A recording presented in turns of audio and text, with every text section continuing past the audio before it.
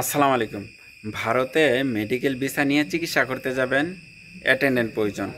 কয়জন অ্যাটেন্ডেন্ট দিতে পারবে, কে কে অ্যাটেন্ডেন্ট হিসাবে যেতে পারবে, আর রোগী ভারতে অবস্থান করলে অ্যাটেন্ডেন্ট একা যেতে পারবে কি না।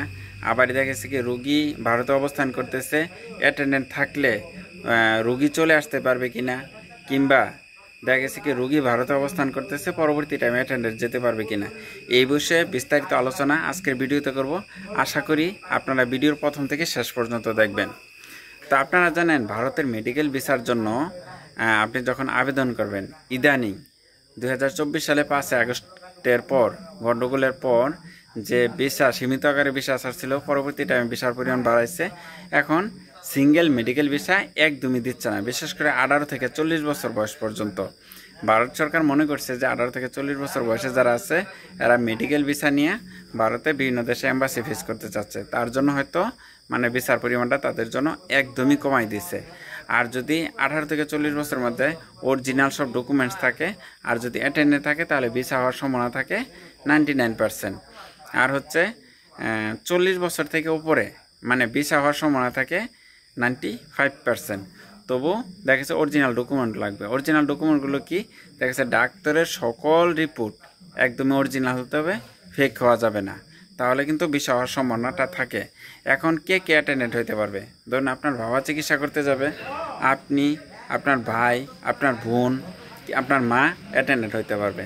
আর এর বাহিরে বিশেষ করে চাচাতো মামাতো খালাতো ভাই বোন এরা যদি অ্যাটেন্ডেন্ট হয়, তাহলে অবশ্যই এফিডেভিট লাগবে, তাও ভিসা হওয়ার সম্ভাবনা একদমই কম থাকে। এইটা হলো অ্যাটেন্ডেন্ট। আর আপনি যদি চিকিৎসা করতে যান, তাহলে আপনার ওয়াইফ, আপনার ভাই, আপনার বোন এরা অ্যাটেন্ডেন্ট হইতে পারবে। এখন আরেকটা প্রশ্ন হচ্ছে, রোগী ধরেন ভারতে অবস্থান করতেছে, অ্যাটেন্ডেন্ট বাংলাদেশ, এখন অ্যাটেন্ডেন্টের জরুরি যাওয়া প্রয়োজন। তাহলে প্রশ্ন হচ্ছে, তাহলে ওইখানে যে রোগী অবস্থান করতেছে তার একটা প্রমাণপত্র কিন্তু দেখানো লাগবে, একটা প্রত্যয়নপত্র দেওয়া লাগবে, হসপিটাল থেকে দিবে।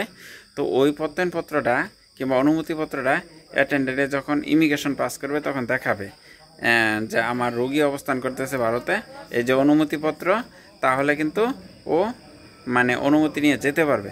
এখন হচ্ছে রোগী ভারতে অবস্থানকালে অ্যাটেন্ডেন্ট কিন্তু রোগীরা ছাড়াই চলে আসতে পারবে, কিন্তু যাওয়ার সময় অবশ্যই অনুমতিপত্র লাগবে। অনুমতি ছাড়া আপনার যেতে পারবে না, এই অ্যাটেন্ডেন্ট ভারতে যেতে পারবে না। আর যদি দেখা গেছে কি যে আরেকটা প্রশ্ন হচ্ছে যে অ্যাটেন্ডেন্ট রোগী আইসা বলে অ্যাটেন্ডেন্ট থাকতে পারবে কিনা। এখন এটার প্রশ্ন হচ্ছে, যদি কোনো কারণে রোগী আইসা পড়ে, তাহলে দেখা গেছে কি যে রোগীর জরুরি বাংলাদেশে আইসা পড়া লাগতেছে, অ্যাটেন্ডেন্ট ওইখানে থাকে, তাহলেও কিন্তু হসপিটাল অনুমোদনপত্র লাগবে যে রোগী ওইখানে অবস্থান করছে, হয়তো কোনো রিপোর্টের কারণে, ওষুধের কারণে, কিংবা গুরুত্বপূর্ণ কোনো ডকুমেন্টসের কারণে ওইখানে রাইখে আসছে, যার কারণে আপনার অ্যাটেন্ডেন্ট ওইখানে দীর্ঘদিন অবস্থান করছে। যে আশা করি যে অ্যাটেন্ডেন্ট সংক্রান্ত যত প্রশ্ন আছে, যাবতীয় প্রশ্ন আছে, আপনারা সবগুলো প্রশ্ন পেয়ে যাবেন। আর হচ্ছে যে আরও কিছু তথ্য জানার আগ্রহ থাকলে অবশ্যই আমার নাম্বারে নক করবেন। আর অ্যাটেন্ডেন্ট ক্ষেত্রে বিশেষ করে আপনারা অনেকেই প্রশ্ন করেন যে ভাই, ধরেন আপনার খালাতো ভাই, আপনার মামাতো ভাই অ্যাটেন্ডেন্ট হয়েছে, আপনার ব্যাঙ্ক অ্যাকাউন্ট ব্যবহার করতে পারবে কি না। আপনার ব্যাঙ্ক অ্যাকাউন্ট ব্যবহার করতে পারবে না, অর্থাৎ ব্লাড রিলেশন ছাড়া, আপনার একই পরিবার ছাড়া কোনো সময় আপনার যে কাগজপত্র আছে ওরা ওই কাগজপত্র ব্যবহার করতে পারবে না। আশা করি সকল ধরনের উত্তর এই ভিডিওর মাধ্যমে পেয়ে গেছেন। আরেকটা বিষয় হচ্ছে যে আপনারা অ্যাটেন্ডেন্ট নিয়ে যে অনেকেই কনফিউশন থাকেন, আসলেই বর্তমান সময়ে অ্যাটেন্ডেন্স ছাড়া একদম ভিসা হয় না। তো অ্যাটেন্ডেন্ট ক্ষেত্রে ভিসা করতে গেলে অবশ্যই আপনার অরিজিনাল সব ডকুমেন্টস লাগবে, তাহলে মূলত হচ্ছে ভিসা দিবে।